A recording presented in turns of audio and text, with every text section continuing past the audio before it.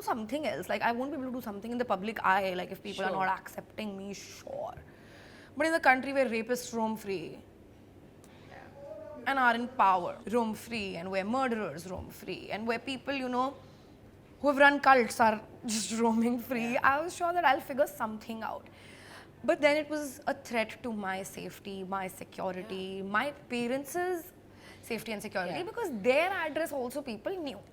That's- Because I'm an oversharer and I do post everything. Like, I didn't post the address, but I posted the house, and it's Yeah. not that difficult to guess. When 2-3 weeks passed, there was just sadness. I was like, today I have two options. I either cry here or I cry at the mountaintop. So we're going to the mountaintop, and I went there, and there was no signal in my phone, and so I forgot for the next 8 hours that something like this is happening, and that made me realize that the entire country right now is hating me, and how does it matter?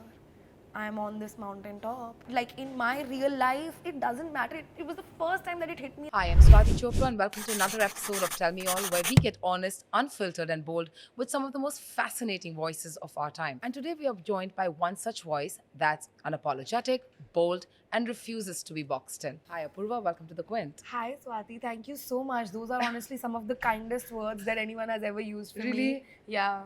The bar is in hell. Let's just start with the name Rebel Kid. Yeah.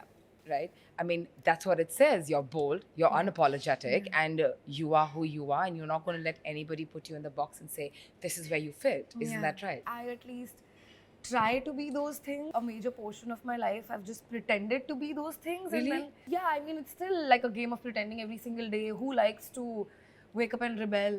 It gets tiring. But yeah, I just try to be unapologetic. I try. I think that's the best way to live, and I just don't want to live life with regrets. Yeah. So that is sort of the only way I know how to live. But before we talk about Rebel Kid and how you really became the Rebel Kid that Yeah. has so many followers and has Yeah. the love of the audience that you do, Yeah. I would love to take you back a little bit. Let's rewind and tell me, who was Apurva before Rebel Kid? I've always been an extrovert. I've always loved Nice. talking to people. I've always loved the feeling of being loved by people, is what I would Okay. say. And yeah, I was always that child who loved being the center of attention. My parents didn't have to force me to dance for the relatives. I just loved doing it.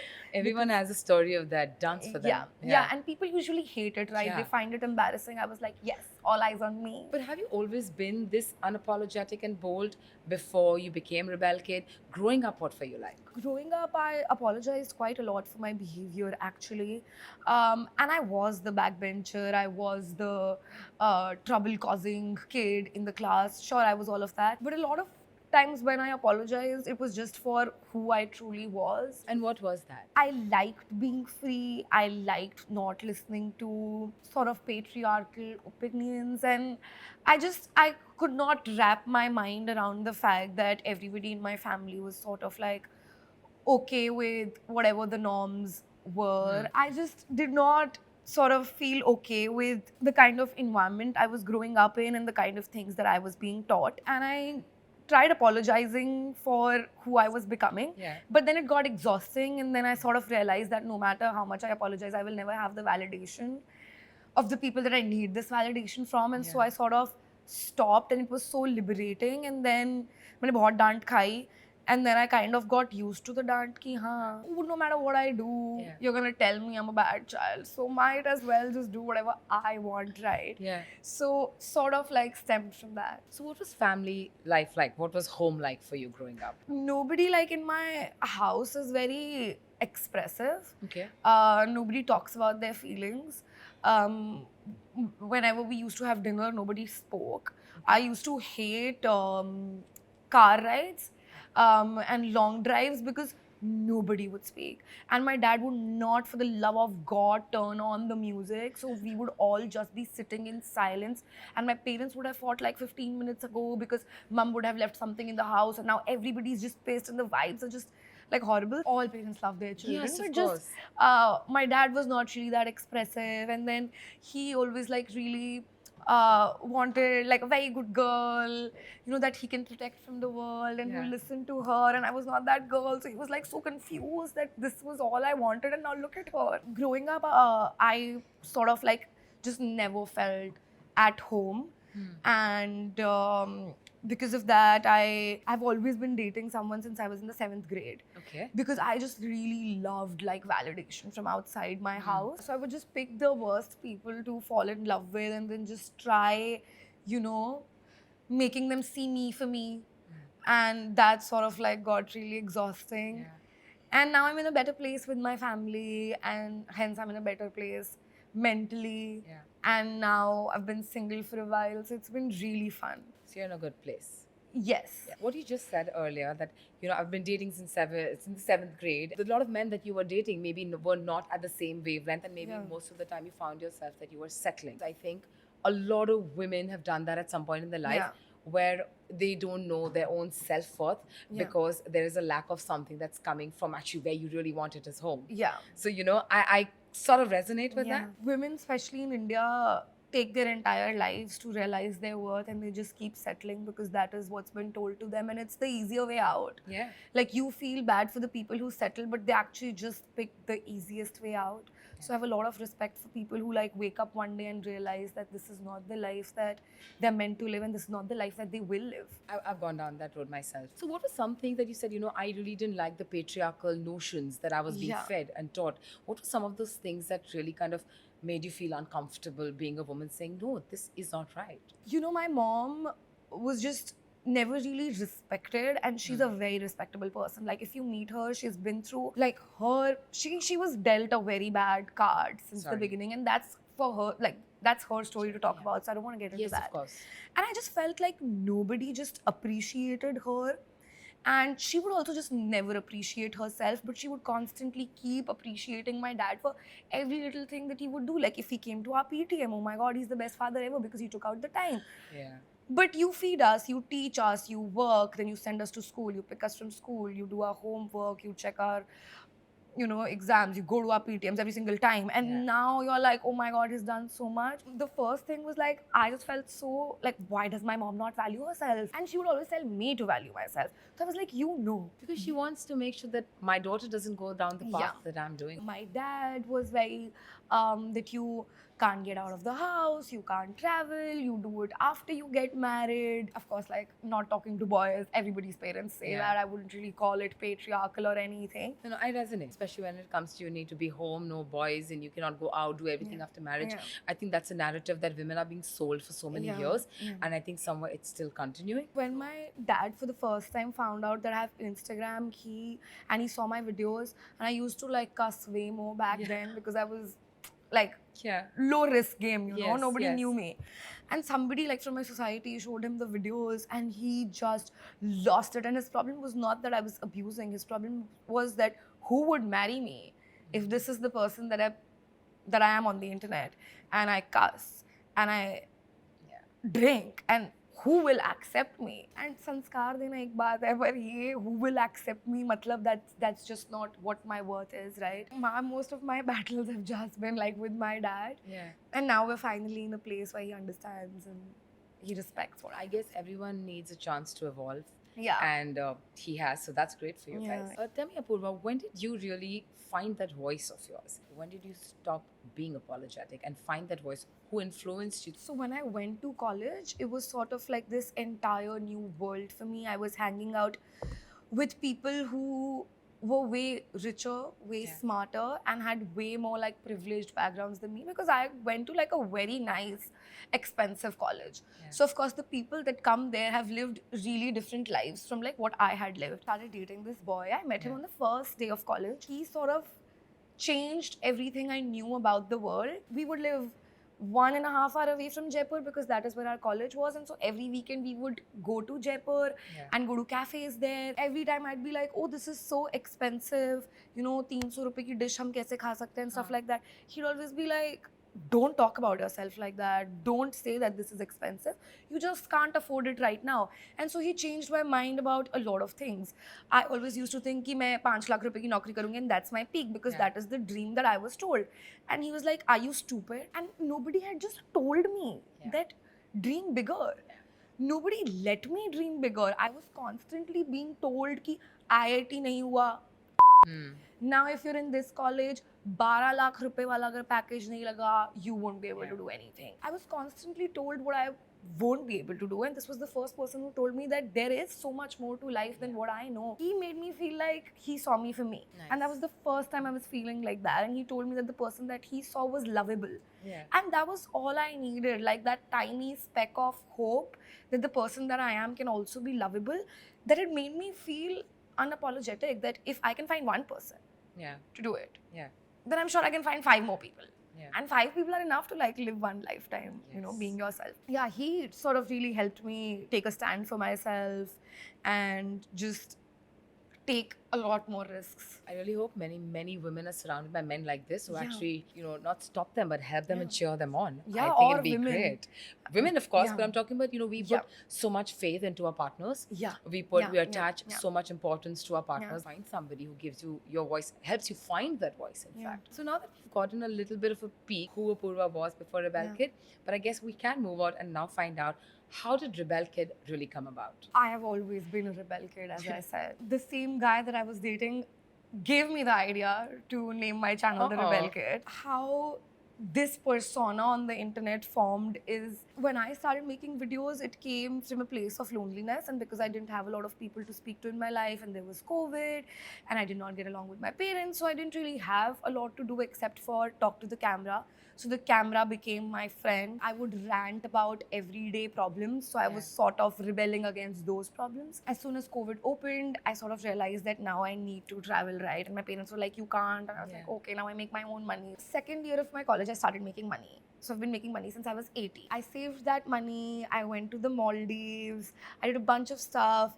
I traveled again. And then I sort of realized that I have this insane passion for storytelling, because every time I would speak to my friends, I would create a universe around the story that I was telling. And so Rebel Kid sort of became that, my innate ability to tell stories. What started as a rebellion against my parents became a rebellion against the internet, because I thought that my parents were misogynistic, but they were woke as compared to what was happening in the rest of the world. People around me, the people who are educated, the people who have been to great colleges, the people who are working great jobs, don't see women as equals. Like, you would imagine that it doesn't exist and सिर्फ गांव में होता होगा ये सब और ये सब सिर्फ वो लोग करते होंगे that don't have education. No, they are people who we see every day. And so I got to interact with a lot of people like that on the internet. That sort of became my rebellion. And yeah, I still spend my days justifying what's the difference between a bra panty and a bikini. Because that is where people see my worth to be. And now that's my rebellion, to fight that in 2025. It's really unfortunate because I know that large part of India really thinks that these things happen in rural India. We'll be surprised. It's probably happening in your neighborhood. I think when people create content, right? When I'm watching somebody's content, sure, I'm watching it maybe for a few laughs sometimes.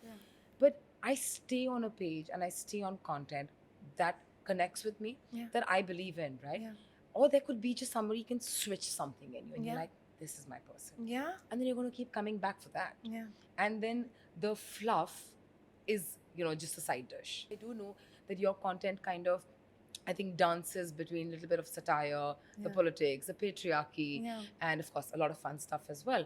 What do you really enjoy doing the most in content? I enjoy storytelling the most. As I said, it can be any story. It can be the most traumatic story. It can be the happiest day of my life that I'm explaining.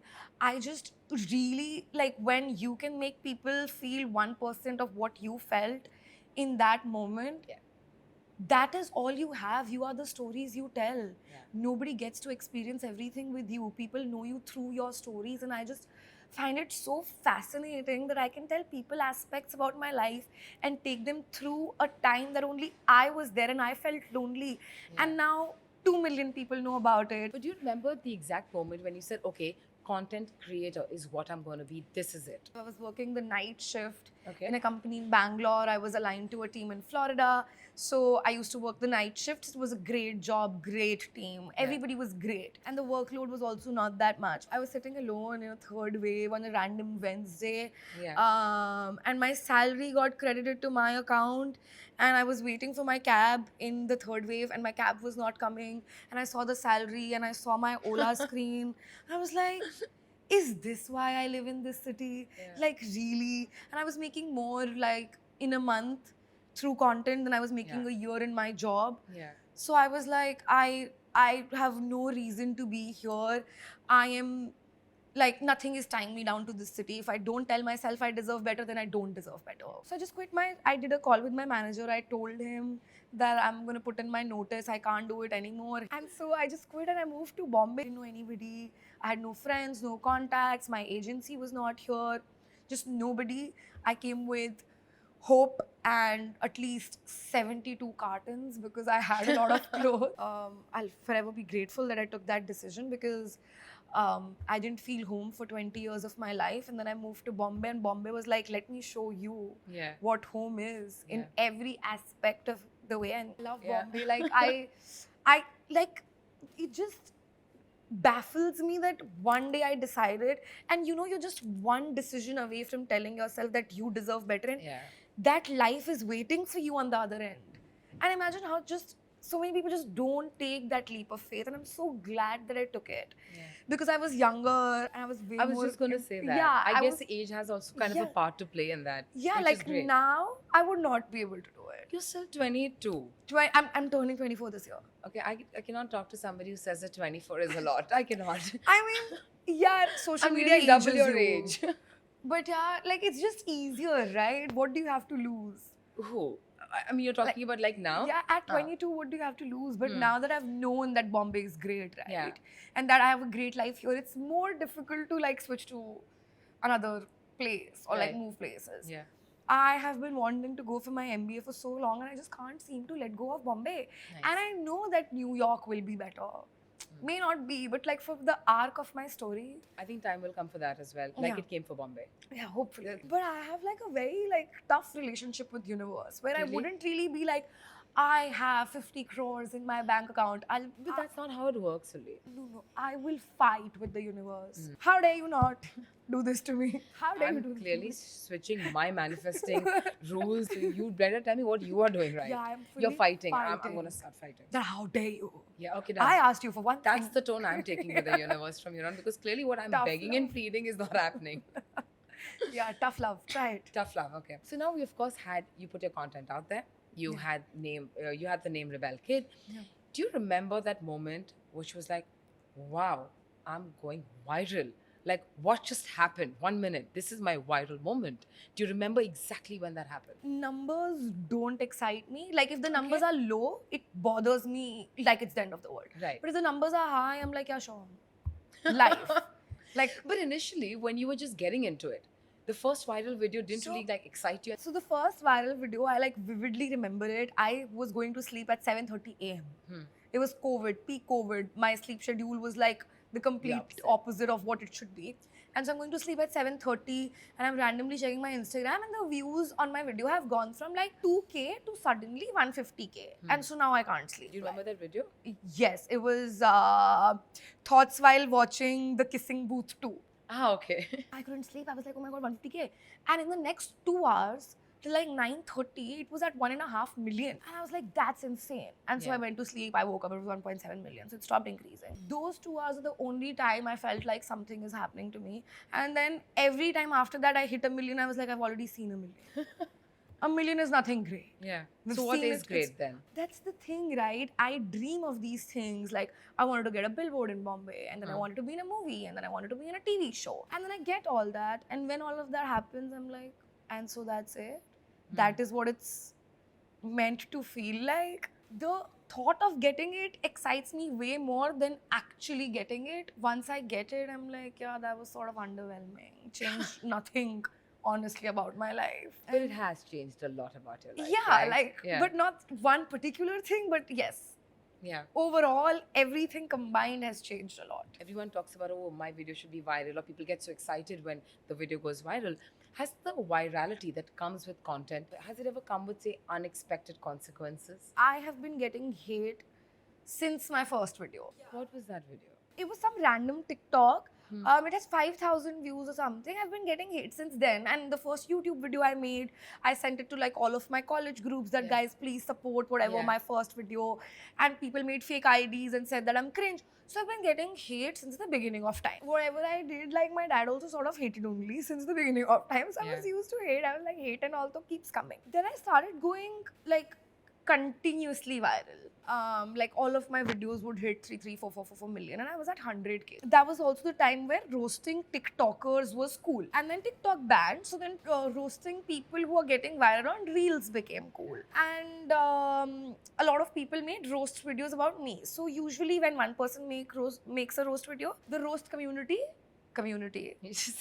yeah, and so a lot of people like started making the cringe kid and whatever. People who roast people have such culty following, and I was at 100k just making like random superwoman type reels. I didn't have a community, and so nobody was protecting me, nobody was coming for me, nobody was fighting for me. I just had hate. There was this guy who made a video on me and my phone was switched off while he did that. When I turned it on, I had 348 story mentions or like some abrupt number.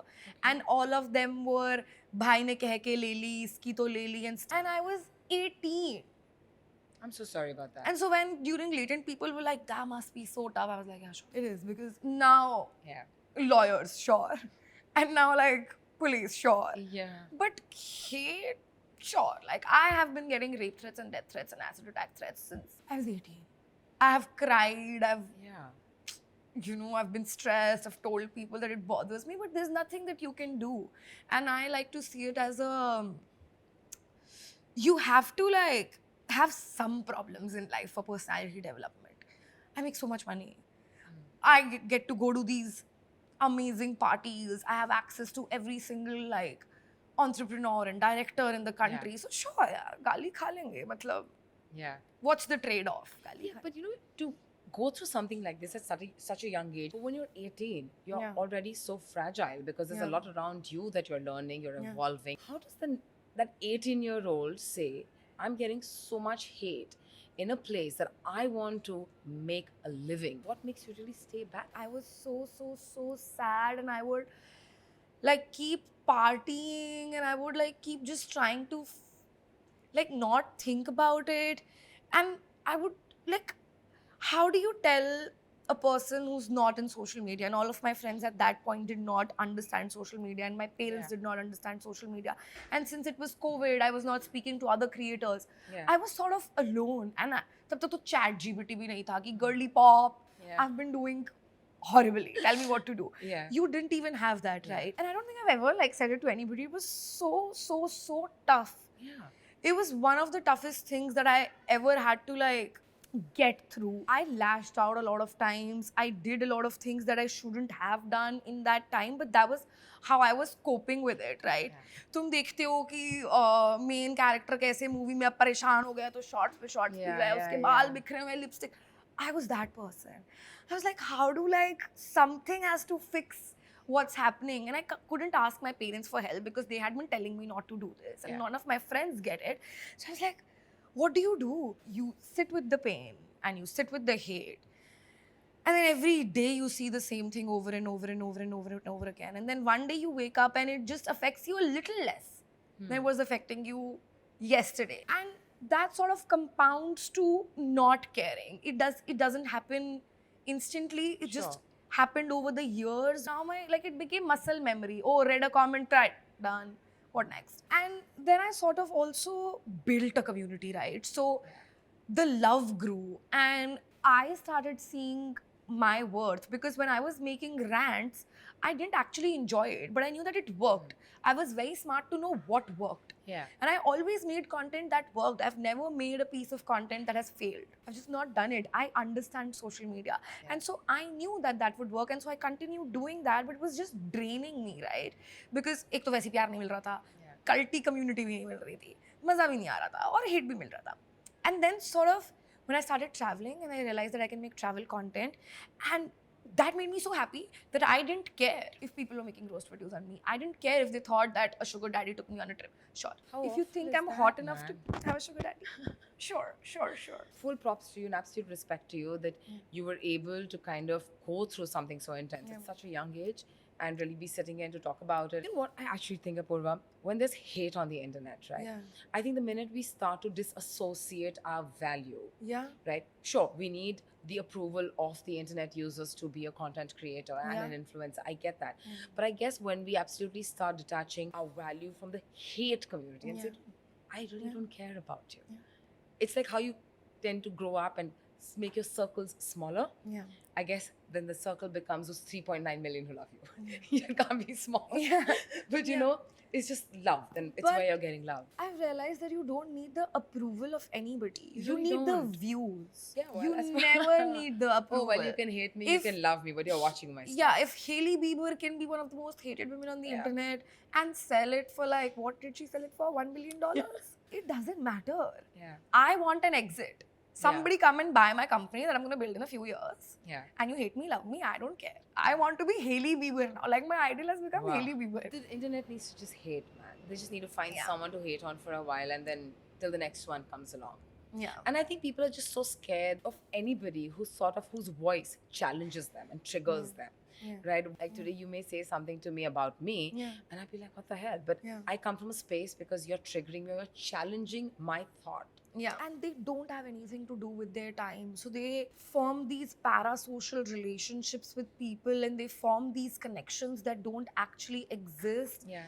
And they start thinking of you as this entity that they need to control when they don't even know you because they don't have people in their lives.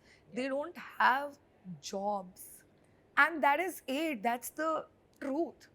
You and I, we're busy people. We don't take out the time to think about somebody else's path and somebody else's choices and then comment on it and then hate on it and then prove how we're right because we have better things to do. You know, of course, when there's content out there and when someone as bold as you know, decides to put yourself out there and then comes virality and you become the rebel kid with what today we stand at 3.9 million followers, right? When you reach there, of course, there are times when things explode. Yeah. And that is something, unfortunately, it did happen with you. Yeah. And once again, I don't know how you did it. Because like you said, you know, earlier there was just hate. And then, well, with Latent, there was cops. Yeah. You know, there were lawyers. I really want to know, Apurva, what was really going on in your mind when this entire Latent episode was unfolding? Yeah, I think I was extremely angry. Yeah. Like I started with a lot of disbelief. That was the first feeling. I'm sure. I was like, can't be. Has to be a joke, right? Like it's not possible. And so I was like that for the first 12 hours. And then everybody's like, snap out of it. Like, snap, it's happening. Yeah. And then everybody told me not to open Twitter, and I opened Twitter. And that's when it hit me that it's way bigger than what I'm You thinking. thought than it'll it is. pass. It's just like Yeah. a... And so for the first like few days, I was extremely angry at everybody. Like anybody who told me it'll be fine, I was like, you shut up. You don't know anything. And then I was angry with everybody on the internet. I was angry with my friends. I was angry with people who didn't support me. I was angry with people who supported me. So just anger, like plain anger for a few days. Then I was very scared of losing my career, which I was also fine with. I knew I will do something else. Like I won't be able to do something in the public eye. Like if people are not accepting me, sure. But in the country where rapists roam free and are in power, where murderers roam free, and where people, you know, who have run cults are just roaming free, I was sure that I'll figure something out. But then it was a threat to my safety, my security, my parents' safety and security because their address also people knew. Because I'm an oversharer and I do post everything. Like I didn't post the address, but I posted the house and it's not that difficult to guess. When 2-3 weeks passed, there was just sadness. Like I was so sad for such a long time. I would not talk to anybody. I would not know. I would just keep asking everybody that, do you promise it'll be okay? And everybody would be like, Pinky, promise. And I'd be like, but how do I trust you? And so I kept having the same conversations with people over and over and over and over again to a point where everybody was like, good God, get a grip. It's been... But how difficult to get a grip at this point, man? Yeah. Because it's your career, it's your life, it's your safety, it's your parents. there's a lot at stake. How do you get a Yeah. grip? And then I decided to like take a trip with one of my very close friends to Paris. Yeah. And I was in Tomorrowland winter. I was in the French Alps on a mountain top, raving to hard techno. And then I got injured really badly. And then the same day, the Sabrina Carpenter controversy happened. And then I was just Yeah. sitting at the hospital sobbing that this cannot be my life. Like, what do I do? And the next day I woke up, my entire face was swollen. Like the entirety of it was swollen. And I was like, today I have two options. I either cry here or I cry at the mountaintop. So we're going to the mountaintop. And I went there and there was no signal in my phone. And so I forgot for the next 8 hours that something like this is happening. And that made me realize that the entire country right now is hating me. And how does it matter? I'm on this mountaintop. Like in my real life, it doesn't matter. It was the first time that it hit me that internet is not the reality. I'm safe, I'm happy, I have people who love me, people are here around me, I'm listening to music. And this is life. This is all I've ever wanted. My worst nightmare, I'm living it. And it's not that bad. It's not as bad as I thought it'll be. But it's scary. It's still scary. Yeah. I don't know. But like that day on the mountaintop, I was like, I will do a dramatic comeback. And you did. Since they're writing so much, I might as well give them content. Let's do 0 posts. Let's do 0 following. Let's do 3 posts. So this Let's was do a actually story. planned. It was like, I'm going to do this. at this- Yeah. Okay. There were 60 people who have approved it, thought Yeah. about it, thought about what's going to happen. I have relived over and over again that how will people react? Should I say this? Should I not say this? Am I Yeah. crying too much? Am I not crying? Like, of course, I made the video, but then Yeah. it went on edit and then Yeah. there were 50,000 edits because now you can't say the wrong thing. So, but I was like, now when I do, it'll be drama. I'll give them cinema. I was like, if I'm going to do it and I get one chance, then I would do it fully, right? I don't want to be like, hi guys, I'm so sorry. Resuming normal activities now. Like, I just didn't want to do that. And so I was like, if something so traumatic has happened to me, people need to know. And also because everybody was like, Apurva और समय का जो comeback होगा सब देखेंगे. So I had so much pressure Yeah. कि अब comeback करना पड़ेगा क्योंकि उन्होंने बोल दिया है. अब normally नहीं आ सकते. अब कुछ अच्छा करना पड़ेगा. And it absolutely worked. I think it worked exactly the way you wanted to. I People took notice. could not have imagined for it to go this way. Till like 2 days later, we couldn't really gauge, what's gonna happen because Yeah. there could be a war on Twitter again. Because लोग तो time लेके सोचेंगे ना कि अब हमें क्या करना है. So for the 2 days, we were like, we just hope, like we hope that this is it. When all this was spiraling, and like you said, you took a holiday and you kind of recalibrated and said, okay, this is what I'm going to do. But the others who were also involved in this, like, what was that like for all of you? Did you guys somewhere find like solace? Like, okay, we're in it together, we're going to figure this out? Not really. Like I was speaking to Samay quite. I think Samay and I spoke more when he came back from the US. Yeah. Because he was also touring. We were on different time zones. Everybody was nice, but I don't think like anybody became sort of besties after Sure, that. sure. We were all in a bad situation together, so we would like call each other up and Yeah. be like, "Yo, bro, alive," and they'd be like, "Yeah, what to do now?" Yeah. And then that's it. But I think we were all so consumed by what was happening to us that we didn't have a lot of empathy to offer to each other. Yeah. And I get how that. can you, right? I get that. I And get that. हर किसी के साथ अलग चीज हो रही थी. Like आशीष के साथ एकदम कुछ अलग हो रहा था, रणवीर के साथ एकदम कुछ अलग हो रहा था, मेरे साथ एकदम कुछ अलग हो रहा था. So to sit at that point in time and understand कि भाई तेरे साथ क्या बुरा हो रहा है, none of us had it in us. It was still much later that we could all like talk about it, joke about it, Yeah. since we were out of it, and yeah, it was sweet. Sweet. Sweet was not the word I thought you'd throw in at the end. Yeah. Looking at the country that we live in today, Yeah. because there is so much like censorship, right? In Yeah. anything that we say, as a content creator, what do you have to say about the censorship that people are experiencing nowadays? Yeah, I miss the good old days, honestly. If you censor every piece of content that there is, you're just living in an echo chamber. Yeah. And that's not good for any of us. Even the people who want censorship, it's not good for them also. You have to have a difference of opinion. And I think we're just moving in a direction that nobody wished for. We're seeing what's happening in the US. We're seeing slowly how all of the rights are being taken away from people. And We're not there yet. Let's hope we don't get there. Social media was supposed to be the place where people could be themselves, where people could enjoy themselves, where people could say whatever, where people could, enjoy each other's opinions. And now it's just not that anymore. Yeah, people have just taken away the charm of Yeah. social media. And at least in the US, people can still like very vocally speak about things that they don't agree with. In India, the problem is that we can't speak about it. Like, everybody is so scared of commenting on politics. It shouldn't be that way. I know a lot of people have stopped caring because they're like, hum kya hi kar sakte hain? Once people become apolitical, that's a very scary thought. Yeah.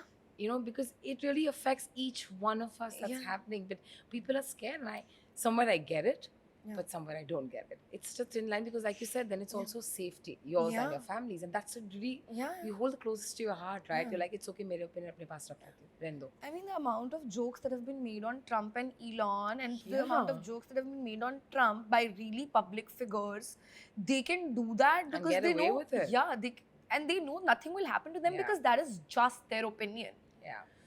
And in India, that just doesn't exist. Yeah. Does that somewhere worry you as well? Like with this popularity comes a lot of dire consequences sometimes. Of course, it's so scary. And I've grown up on the internet, so I've made my mistakes on the Yeah. internet. I've made my mistakes in front of people, and people don't give you a chance to make mistakes and grow up and become a new person. It just takes one person, right, to mean what they're writing, to mean the rape threats, to mean the death threats, to mean That's the what I'm rape threats. saying. It's sure not all men, just one man needed to ruin my life forever, or one woman. It is very scary because inevitably I will say the wrong thing. I will say something that will offend people. And the consequence to that should be you unfollowing me. Yeah, not being like this hate mongering person in my Yeah. feed. Just leave, right? I have had a man who's more than 50 years old. Some Peepudi Poopudi Pai is his name. Popudi Pai, I don't know. He's made like a full video about me, that how I'm playing the victim card and how I've bought glycerin and put that in my eyes, and made this video, and I deserve the rape threats and I deserve the. And he has a daughter. And now imagine the people who follow him. What would their mentality be like? And how scary are those people? Because he's absolutely. still doing it for content and the AdSense check and the publicity and the views, whatever. This is the kind of content that needs to be pulled down and questioned. Of course not. Exactly. Why would they? I mean, I remember when you put out that post and you put out all the threats that you were getting, and Yeah. you said, this is just 1%. Yeah. I promise you, I froze. I read 3 comments and I switched off turned my phone off, and I kept thinking, I can't read even 2 of these. Yeah. I don't know how someone's sitting across there who's a receiver of this hate. What other option do you have? Give up? Being on the internet is not supposed to be this tough. Yeah. I don't know, like what started as this naive passion and this hopeful journey has turned into something like so dark, sad. Like I would have sorry. never thought of, all roads leading to here. There's Yeah. nothing in your power that you can do, and you have the money and you have the resources and you have the contacts, and what can you do? Nothing. Yeah. So then what do you truly have? Of course, we've spoken about creating content, where you come from, what you were, who you've become, and you've paved a journey, like a path for yourself that you're so proud of as you sit Yeah. here. And I can hear it in your voice that, whatever difficulties, the challenges, the ups and the downs, you've kind of embraced them Yeah. and come ahead. Yeah. Right? But now, what I want to kind of shift focus to a little bit is about content creating and women. Being a woman content creator, is that experience slightly different when you look at male content creators? Of course. It is. Like, how can it not be? Yeah. I'm not saying men don't have it tough. Being on the internet is tough for everybody. But the gays and the girls have it way worse, is what I would say. I think people from the LGBTQ community suffer a lot, and then women suffer a lot. I just wish that, more men would be allies to us, and every time we say that it's tough for us, just not take it to their heart and start fighting on that ki, how dare she? हमारे लिए भी मुश्किल. Sure, Chintu. But just be like, we're so sorry for you. We won't call you the R word in the comments. Just give us Yeah. that much. Just don't tell a gay guy to unalive himself. Just Yeah. do that much for us. We're not asking for a lot. Feminism has somehow become this fight between men versus women. We can't be feminists if we don't have men. We need men to be our allies. As sad as it is, we need you guys, and Yeah. we need you to like come and support us. And I have male friends who have been my biggest cheerleaders, the wokest people who fought for me, and I know that men like that exist, and we need men like that to be more vocal, because the horrible men are more vocal, and so then we think all men, because those are the only men who are speaking. So show us that nice men exist. Because I also think when it's something that's unsavory, people Yeah. kind of play it up more, right? That's Yeah. what gets more attention. Yeah. Oh, ye to ally hai, rehne de. But Yeah. if there was a guy who right now say commented on this conversation, which wasn't good, Yeah. that'll get played up much more. Yeah. Allies, I guess, also get overshadowed by the hate. That is true. That is Yeah. so true. And this like entire hate wave against women and their clothing, and why are they doing get ready with me's in their bras, and why are they dressing up a certain way, and why are they making thirst traps? If y'all didn't exist and y'all didn't watch those thirst traps, they wouldn't exist. Like Yeah. we have bigger fish to fry. Oh, way too many. And we've gone back to women's clothing, and let's not give women control over their bodies. Yeah. In 2025. We have a long battle to fight, actually. Yeah. This is just like the surface of what we're talking about clothes. Yeah. If you go deep dive, I think we need another 4 hours here. Yeah. So I'm going to quickly move on. If I had to say, just move the curtains away. Okay? Yeah. And this is Rebelke who's sitting in front of me. I move these curtains away, and then there's Apurva Makhija. Yeah. How different are the two? I'm a softie, yeah. I hate to admit it. I'm not a baddie. I keep crying. I'm so concerned about the people who are close to me. I keep thinking that all of my friends hate me every second day. Then I get sad. Then I ask them that, do you like me? I'm still like the 17-year-old girl looking for love. I've just had to play this character for so long, where I've like started believing in the character. But I'm just that girl.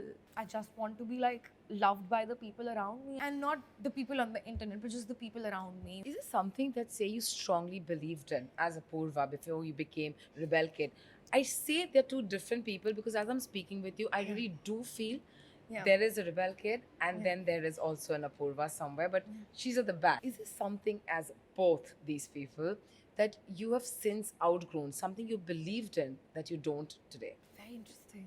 Let me think about it. Oh my god. Like I've sort of outgrown the dating people to get validation. That's one belief that I really had, that I want to get married, I want to be in a relationship, and I will take like my entire worth from this person.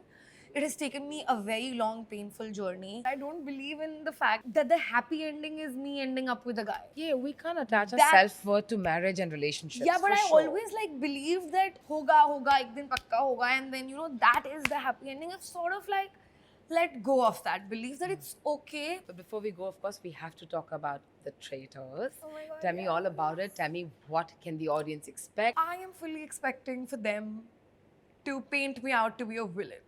So I've really tuned into it. Like my promo shoots. But you also went in saying, okay, I will just be this. No. Or are you really being yourself? I was so scared. Like I cannot tell you. I'm a very anxious person. I check my phone every 10 minutes. You haven't done that for so I long. cannot be without, because I went on Traitors and now I'm a changed person. I have to know what people on the internet are saying about me, stuff like that. And so I was like way more naive when I went, because now the latent and all has happened. Yeah. So now I'm an evolved person. Like this is Apurva 4.0. I have like had 3 more lifetimes before this. When I went to Traitors, I was so scared. I can't even tell you. And I was like, this is the only opportunity I'm going to get. I better not. So I put so much pressure on myself. Like so much pressure. I just didn't enjoy it. How many times am I going to do a reality TV show? Once. You never know. Yeah, sure. Today, though, you never know, really. Yeah. But I didn't enjoy it. Full time I was stressed. कि लोग मुझसे ऐसे क्यों बात कर रहे हैं? मेरे साथ क्या हो रहा है? मैं किससे बात करूँ? I used to write my friends letters कि यार आज ये हो गया, because I didn't have my phone, I didn't have Spotify, so I was like I can't even cry because I need music to cry, and there's no music to cry to. So it's like just get me out of this place, right? Just get me out. And I also wanted to prove myself, right? Because people had only seen me on Instagram and they sort of saw me as this dumb girl who doesn't know anything. So I was like, I will prove to people worth way more than what they think that I am. I would constantly keep telling people, I hate it here. Please send me home. I don't want to be here. And now, when I came out and I spoke to other people and I spoke to my friend Sufi, and he was Yeah, also on the yes. show. So I was sitting like at 3 a.m. in his house. It's like, I hate it. Now the show's gonna come out. I hate it. And he was like, are you insane? People dream of this. Yeah.